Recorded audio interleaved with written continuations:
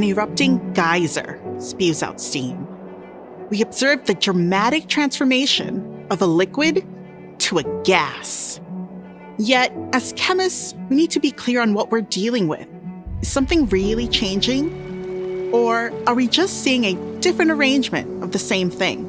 Time to look at this a bit more closely and consider the attractive forces, both in between and within the molecules. This is Real Chem.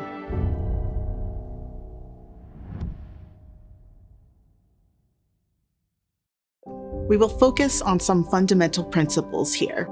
First, let's revisit chemical and physical changes, and then look at inter- and intramolecular forces. These principles and the associated vocabulary are an important part of your toolkit in chemistry. You'll return to them again and again. I remember making flashcards and coming up with mnemonics to remember them. Maybe that could help you too. Vamos a mirar juntos. Let's explore.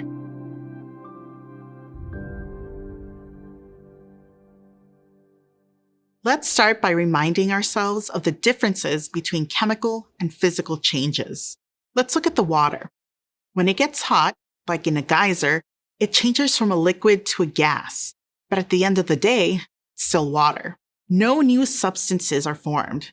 It's just a change in state, caused by overcoming the intermolecular forces that keep liquid water molecules close to each other. But if we treat water in a different way, like if we pass an electric current through it, we initiate a process called electrolysis, where water forms hydrogen and oxygen gases. By breaking the intramolecular forces that hold water molecules together, this creates new substances. Reactions involve breaking and forming chemical bonds. This is how new substances are formed. For example, when sodium metal, Na, reacts with water, H2O, the intramolecular forces within the water molecules, BOH bonds, and the sodium atoms, metallic bonds, are broken. New substances are formed. Sodium ions, Na+, hydroxide ions, OH-, and hydrogen gas, H2. But what happens when we consider phase changes? That's where intermolecular forces come into play. Intermolecular forces are the attractions between molecules that determine how they behave together. Let's look at water again. When it's cold, the water molecules huddle together, forming a solid structure we call ice. This is because the strong intermolecular forces, like hydrogen bonding, hold them in place. If we add heat, the kinetic energy of the water molecules increases.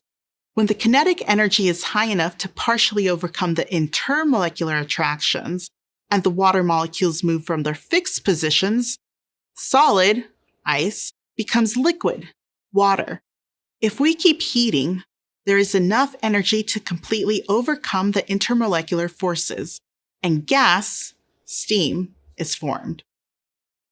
The strong intermolecular interactions in water lead to high melting and boiling points.